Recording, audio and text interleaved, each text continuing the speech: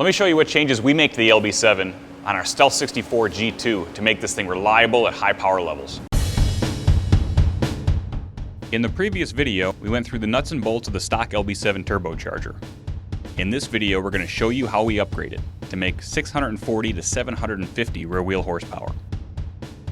So the easy way, or the way that we found anyway, is to take the guts out of this turbocharger and replace them with a larger set of internals. Now here's our Stealth 64 G2. Okay, the 64 G2 has a larger diameter on the inducer. We go to a 62.5 mil inducer. We go to a taller blade set. We go to a 6 blade instead of the 10 blade. And then to relieve drive pressure, we go to a larger turbine. And the frustrating thing about the iHigh is that there's not a lot of turbine upgrades available in the aftermarket. So as a builder, you have to go to a large production run of a custom turbine if you want to use the factory center section. The advantage to the factory center section is it's liquid cooled. It also has a 360-degree thrust bearing. So we've gone ahead and done that. We've done a custom turbine, and our custom turbine is significantly larger than the factory turbine, as you can see there. Okay. Now what that does is allow us to run higher boost numbers, so we'll go up to 35 pounds of boost, and we'll lower the drive pressure. So 35 pounds of boost and 40 pounds of drive pressure, give or take, depending on RPM.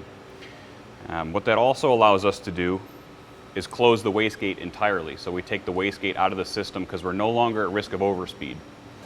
We do that by adding a turnbuckle into the system, and you can see it right here. And what that turnbuckle allows us to do is significantly preload the wastegate.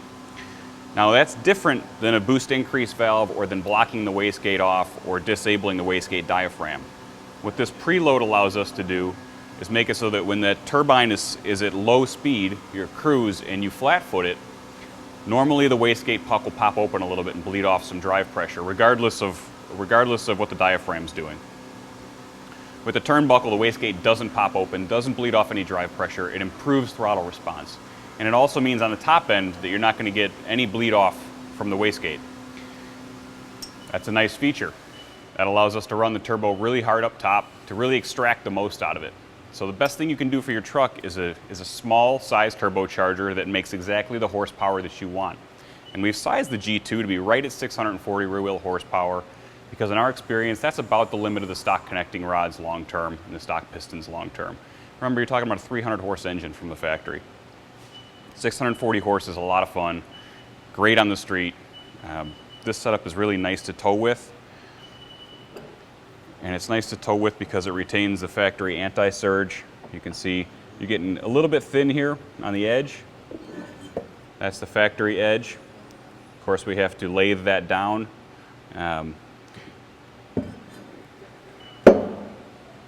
To allow for the larger compressor wheel. If we go any further, we start to get into kind of the danger zone on the anti-surge. Maintaining the anti-surge, which is this ring around here, allows for great drivability at low speed, good high boost performance at low speed, a turbocharger that lugs really well. What if you want more than 640 horsepower? We have that in the works for you too. We call that our Stealth 67 G2, and that's coming.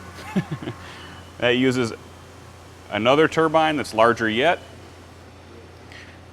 along with a 67 millimeter compressor. And in that case, we have to add an anti-surge, a custom anti-surge plug.